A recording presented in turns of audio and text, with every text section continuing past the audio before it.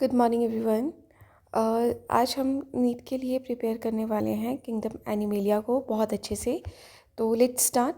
ठीक है, जैसे कि आप सबको पता है कि जो हमारे पास किंगडम एनिमेलिया है ये हमारे पास लार्जेस्ट किंगडम है। ठीक है, अब हम इसको पढ़ेंगे कि लार्जेस्ट किंगडम क्यों है और इसमें इस किंगडम में हमने कैसे ऑर्गेनिजम्स को क्लासीफाई किया हुआ है। ठीक है, तो सबसे पहले हम किंगडम एनिमेलिया को समझने के लिए सबसे पहले हम उसके बेसिस ऑफ क्लासिफिकेशन पढ़ेंगे कि किसके बेसिस पे हमने कैसे कैसे ऑर्गेनिजम्स को किस किस ग्रुप्स में डिवाइड किया है।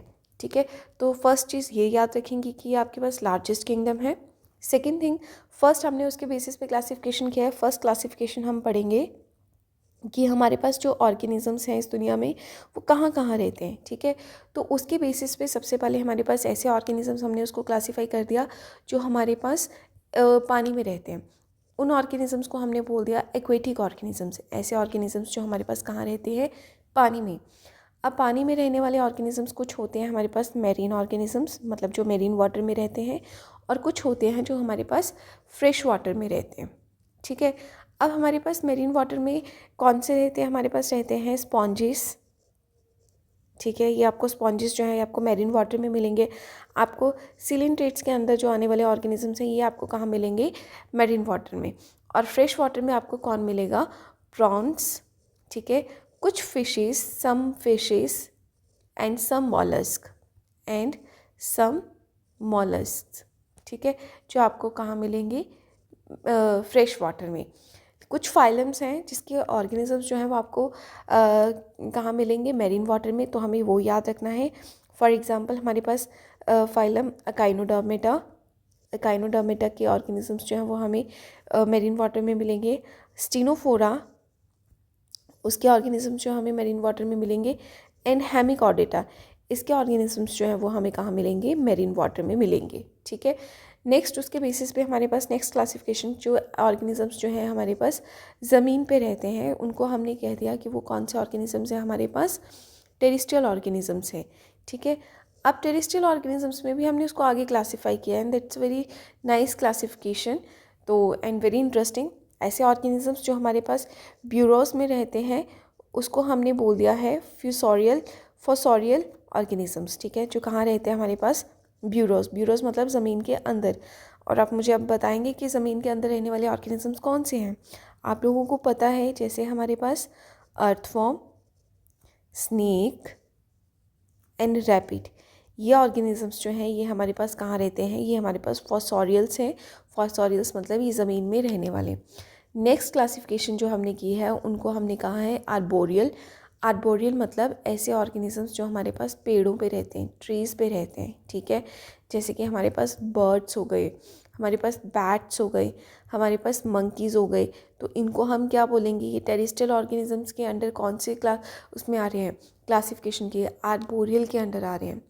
नेक्स्ट जो है उनको हमने बोल दिया स्कैंसोरियल। ठीक है, स्कैंसोरियल किसको कहते हैं, ऐसे ऑर्गेनिजम्स जो क्लाइम कर जाते हैं वॉल्स को, क्लाइम द वॉल्स। ठीक है, उनको हम बोलते हैं स्कैंसोरियल। फॉर एग्जांपल हमारे पास हाउस लिजर्ड हो गया।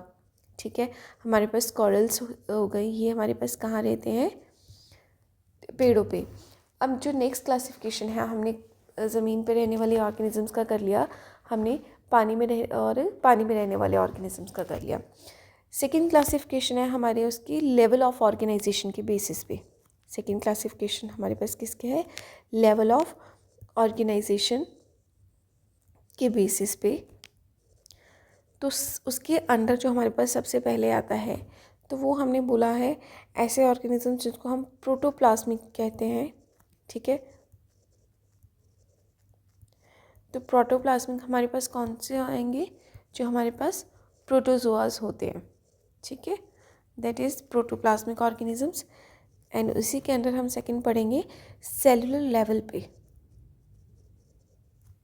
किसके लेवल पे, सेलुलर लेवल पे। सेलुलर लेवल पे हमारे पास आ जाते हैं सेलुलर। ठीक है, और जो हमारे पास कॉलोनीज़ में रहते हैं। ठीक है, ठीक है, और एग्रीगेट लेवल।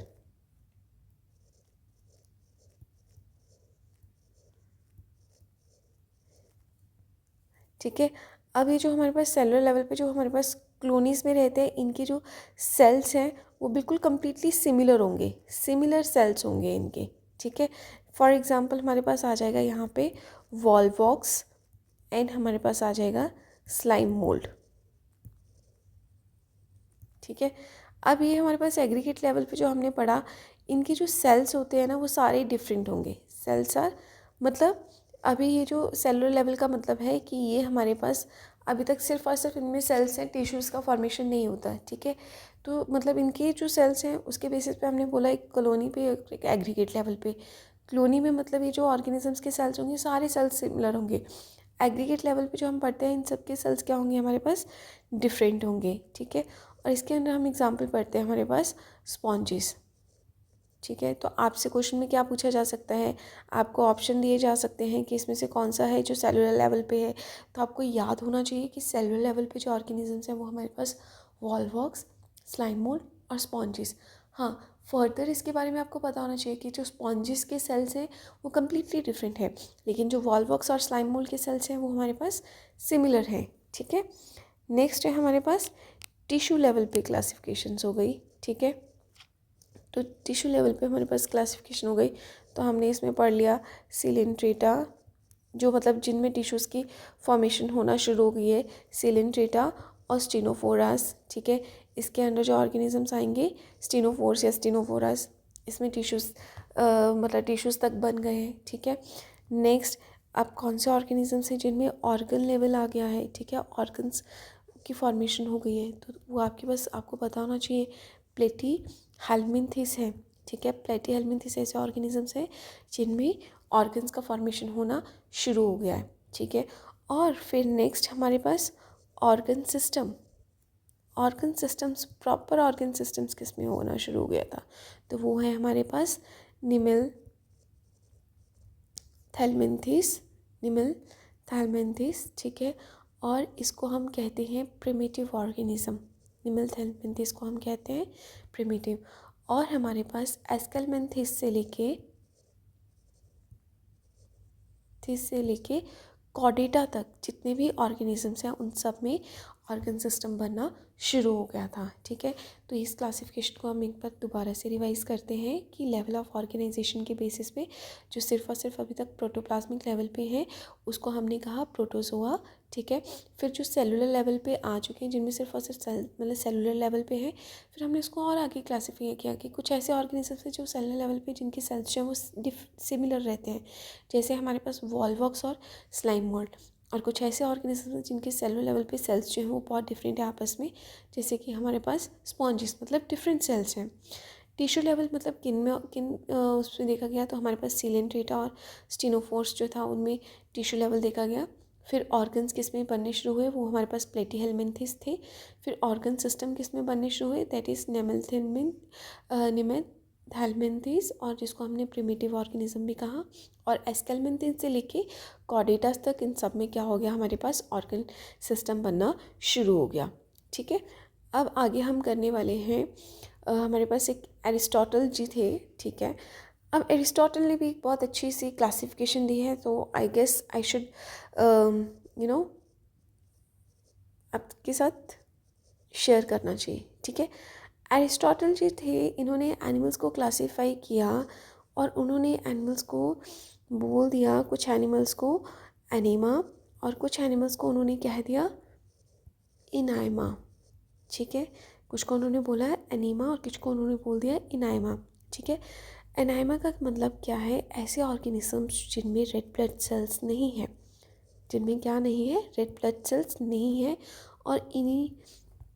और इनाइमा जिनमें ऐसे ऑर्गेनिजम्स जिनमें क्या है, रेड ब्लड सेल्स हैं। तो ये बहुत अच्छी क्लासिफिकेशन एक टाइप की।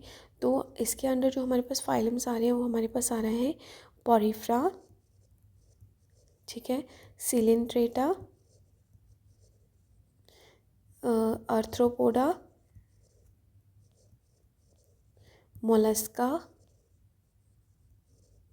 एंड एकाइनोडर्म्स या एकाइनोडर्मेटा, ठीक है। Just excuse my hand writing, ठीक है।